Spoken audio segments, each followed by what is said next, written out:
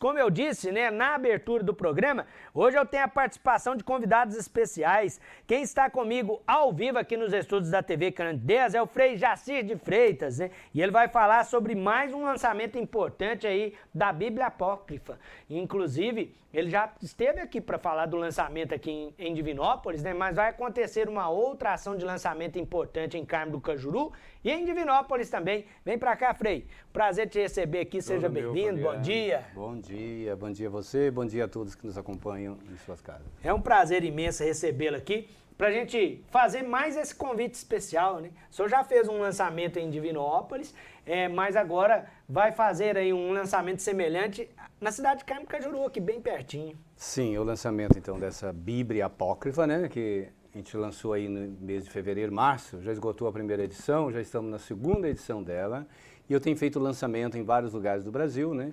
E em Divinópolis agora, e Carmo do Cajuru hoje, às 19h30, lá na Praça 1º de Janeiro, no auditório Isauro Ferreira, do Banco Sicoob. Nós vamos estar lançando hoje na cidade de Carmo do Cajuru. E na próxima semana, também em Divinópolis, novamente, na paróquia Nossa Senhora de Fátima, na próxima quinta-feira, dia 22, na paróquia Nossa Senhora de Fátima, às 19h30, lá na rua Joaquim Nabuco, 169, no bairro Porto Velho. Então, hoje em Carmo do Cajuru. E a previsão nossa é de continuar os lançamentos, né, em algumas capitais brasileiras, falando sobre essa obra, visto que ela tem uma importância singular no Brasil, por ser uma novidade editorial. Então, a gente procurou aqui entender que, traduzir, então, dizer o nome Bíblia Apócrifa, porque são livro, uma coleção de livros. Então aqui você vai encontrar 67 livros traduzidos das línguas originais, né, deles, escrito em hebraico, em grego, em latim, e a comparação dele com essas línguas modernas. Então uma novidade editorial no Brasil, 67 livros, comentário a outros 37 livros. Eu chamo de Bíblia, porque a palavra Bíblia significa coleção de livros. Apócrifa, porque significa que é um livro que não entrou na Bíblia, isto é, não foi considerado inspirado, né? Nós sabemos que na Bíblia tem uns 73 livros para os católicos, 66 para os evangélicos, 39 para os judeus. Mas a pergunta que todos os cristãos, desde o início dos séculos, quando a igreja foi fazendo o processo de definição, quais são os livros inspirados, ano 150, ano 200, 398, depois no Concílio de Trento, 1546, quando sela definitivamente os livros inspirados, os cristãos se perguntavam, o que mais poderíamos dizer sobre a figura de Jesus na sua infância, sobre a figura de Maria, sobre a figura de João José, né, sobre as personagens importantes como Maria Madalena, os apóstolos, a história deles. Então, quais seriam outros apocalipses? Então, durante um processo, sobretudo do ano 100 ao ano 200, muitos textos do Novo Testamento foram sendo contados, fazendo memória dessas histórias e recontados e colocados por escrito, né? Então, aqui eu fiz do Segundo Testamento, são 784 páginas de trabalho, 10 anos de trabalho de tradução desses textos para chegar a esse volume. Então, você tem uma coleção completa aqui, mostrando primeiro as histórias sobre a infância de Jesus, depois as histórias sobre Maria, sobre São José, sobre Pilatos, sobre os apóstolos, sobre Apocalipse, sobre os outros evangelhos que não entraram na Bíblia, com muita importância. Por exemplo, o Evangelho de Maria Madalena, que é um texto gnóstico. O que eram os gnósticos? Os gnósticos eram aqueles cristãos que fizeram oposição ao cristianismo que se tornou hegemônico. Esses gnósticos eles acreditavam que a salvação viria de uma luz e que nós recebemos essa luz e uma volta para esse estado de luz, nós poderíamos encontrar a salvação. Então, há alguns evangelhos gnósticos que eu queria dar destaque hoje, como o Evangelho de Filipe, o Evangelho de Maria Madalena, o Evangelho de Tomé, o Evangelho de Judas Iscariotes. E essa mulher, Maria Madalena, ela tem um papel muito importante. Nos evangelhos ela aparece várias vezes aí, né? E, infelizmente, ela foi considerada uma prostituta pelo Papa Gregório Magno em 596, na Catedral de Milão, quando eles estavam chamando os cristãos à conversão, os homens, eles falaram, inspirai-vos em Maria Madalena, aquela lá de Lucas 7. E aí ela era prostituta. Infelizmente, depois que Papa Leão Magno, ele falou, Gregório Magno, estou com o Leão XIV na cabeça. Ele então disse isso, nunca mais se voltou a dizer que Maria Madalena não era prostituta. Aliás, foi sim. Em 1969, a igreja soltou um documento pedindo perdão a Maria Madalena, dizendo que ela não seria prostituta e pedindo perdão porque, historicamente, se fez esse pecado com ela. Aliás, o Papa Francisco a reconheceu como uma grande apóstola. E nós temos um evangelho dessa corrente gnóstica, escrito no ano 150, sobre Maria Madalena. É um texto muito interessante, ele falta algumas páginas, porque o cara que encontrou, chegou em casa, estava brigando com a mulher, e aí ele jogou no fogo, no fogão de lenha, e perdeu as primeiras páginas. Ele começa assim: o que é a matéria? Ela durará sempre? O Salvador, o Mestre, respondeu: tudo que nasceu, tudo que foi criado, e todos os elementos da natureza estão estreitamente ligados e unidos em si. Tudo que é composto decomporá, tudo retornará às suas raízes. A matéria retornará às origens da matéria. Aquele que tem para ouvidos para ouvir, ouça. Então Maria Madalena vai conversando com os discípulos e mostrando para eles toda a revelação que Jesus disse para ela. E é interessante, depois que ela fala, então Maria se levantou, beijou a todos os seus irmãos, dizendo: não fiqueis tristes, chorosos, indecisos, porque sua graça vos acompanhará e vos protegerá. Muito pelo contrário, louvemos sua grandeza, pois ele nos preparou. Com essas palavras, Maria fez com que os pensamentos e os seus corações voltassem para Deus. E logo em seguida vem uma intervenção muito interessante. Pedro disse a Maria Madalena: irmã, nós sabemos que o Salvador te amou diferentemente das outras mulheres, que fostes muito amada por ele. Diz-nos a palavra que ele te disse, das quais tu te lembras, e nós não tivemos conhecimento, nós não ouvimos. E aí continua, e é muito interessante essa perspectiva aqui, que Maria Madalena é apresentada aqui e também no Evangelho de Filipe como aquela amada de Jesus, a mulher que esteve muito próxima de Jesus. E, na verdade, então, uma apóstola também. Então, desmistifica. Então, esses evangelhos gnósticos mostram essa liderança das mulheres, né, na história da igreja, e Maria Madalena como protótipo dessa liderança.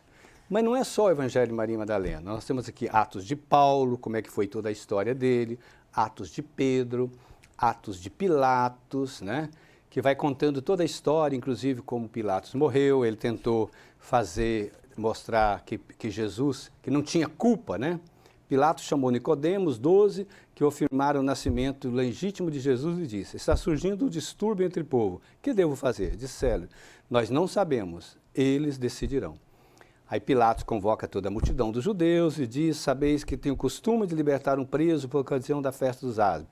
Então são fatos interessantes que contam como está no canônico, mas também de uma forma diferente. Como Pilatos lava a sua mão, como ele manda a sentença e assim por diante. E como foi a morte dele.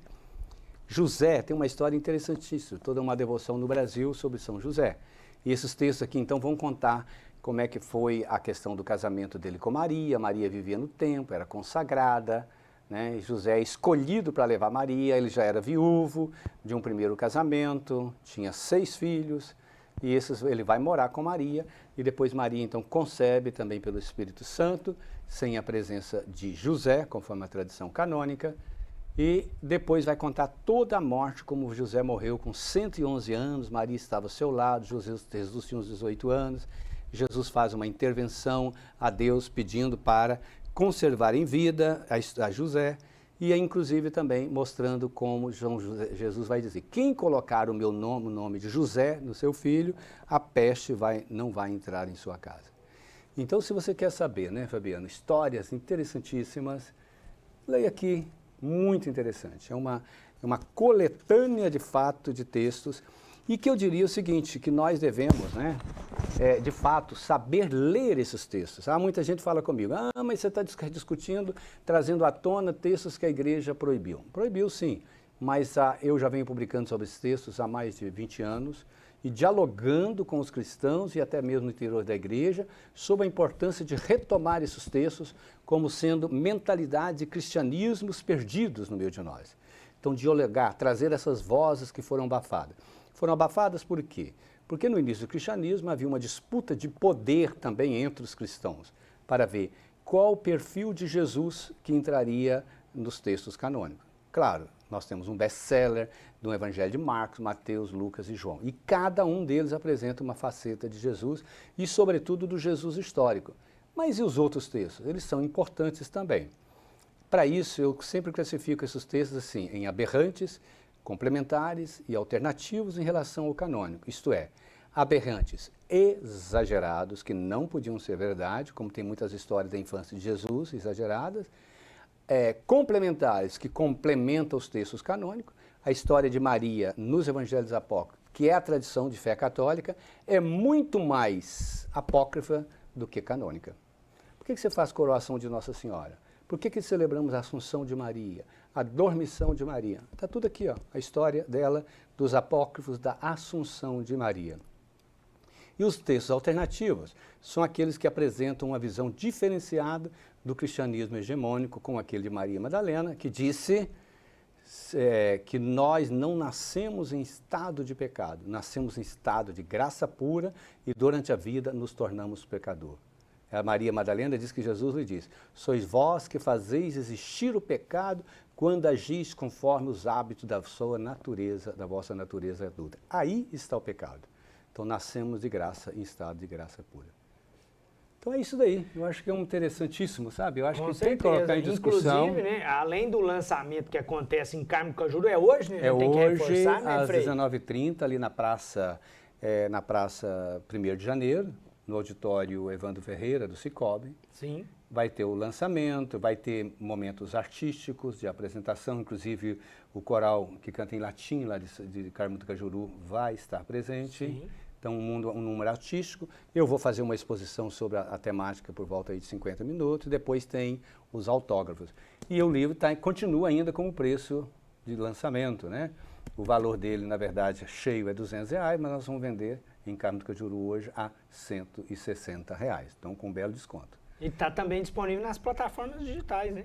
Só basta acessar lá na internet, editoravozes.com.br, ou qualquer uma, Amazon, Mercado Livre, Magazine Luiza, tudo você vai achar lá. Só digita Bíblia Apócrifa Frei Jaci. Mas você que mora aqui na região de Divinópolis, não precisa pagar frete, né? Só pegar aqui na livraria do Santuário Santo Antônio, também está disponível, na livraria João Paulo II da Diocese ou na Boutique do Livro. Né? E no lançamento. E no lançamento hoje. Inclusive, semana que vem você faz outro lançamento. Eu vou fazer dia 22, também em Divinópolis, novamente, na paróquia Nossa Senhora de Fátima, que fica ali na rua Joaquim Nabuco, 169, às 19h30 também. E lá sempre com apresentação artística, né? Teremos a presença do Coral dos Roxinóis, olha que interessante, que vai cantar pra gente lá também no lançamento. E sempre tem um coquetelzinho, né, do lançamento, isso é importante. Você que é de Divinópolis, Carmo do Cajuru região, vale a pena ir num desses dois lançamentos, tanto em Cajuru quanto em Divinópolis, porque você vai aproveitar esse momento de autógrafo, essa troca de informação, essa ação cultural, né, enfim, e vai ter a oportunidade de levar a Bíblia para casa. E dialogar com a gente sobre essa importante temática. Olha o palpiteiro aqui. Frei, vai lá no Farião benzer o Guarani, pelo amor de Deus. O Kleber meu tá aqui quebra. preparando pro Esporte Total, falou que é pro Frei aproveitar e lá benzer o Guarani também, viu, Frei? Eu benzi o ano passado, sabe, Fabiano? Porque o ano passado o time estava bom e a bênção Então, valeu. deu certo. Mas esse ano o time está muito ruim. Esse ano Eu tá acho que, óbvio, o difícil. investimento não foi, na minha opinião, devida. Né? Já fui lá 2 vezes. Do primeiro jogo para o segundo agora, o time até evoluiu, mas Não adianta meu só Deus, rezar, tá bom, né, Frei? Não adianta Você tem que rezar, fazer não. sua parte Tem que também. investir Deus também, faz ter a jogadores dele, mas você tem que bons. fazer a sua, né? É claro que eu gostaria que o Guarani voltasse para a primeira, mas tem que fazer investimento, senão não adianta, porque jogadores são bons e os bons custam caro, né? Com certeza. E o time acho que não está dando liga, viu? Mas nós vamos continuar rezando. Vamos continuar rezando, quem sabe Quem sabe o vai. canônico vira apócrifo e ele consegue subir ainda. Aí vai. Frei, obrigado pela presença. Eu que agradeço. Sucesso, viu, nos 2 lançamentos, né, nesse trabalho importante, né, de divulgação aí da Bíblia. E estou divulgando mesmo, viu? Eu vou estar também em Olinda, Recife, Goiânia, Que legal. Brasília, Belém, tudo promovendo essa discussão diferenciada sobre o texto bíblico. Que legal, mas por uma excelente causa. Obrigado, viu, Frei? Obrigado, Pode até a sair por próxima aqui. vez. Eu reforço que a entrevista do Frei fica disponível para você lá no portal sistemampa.com.br. Serve de orientação para você que perdeu algum detalhe, né? Inclusive, a gente vai trazer informação sobre a programação do lançamento hoje em Carmo do Cajuru, às 19h30, né? E amanhã, e na próxima quinta-feira, né? Aqui em Divinópolis, na próxima quinta-feira.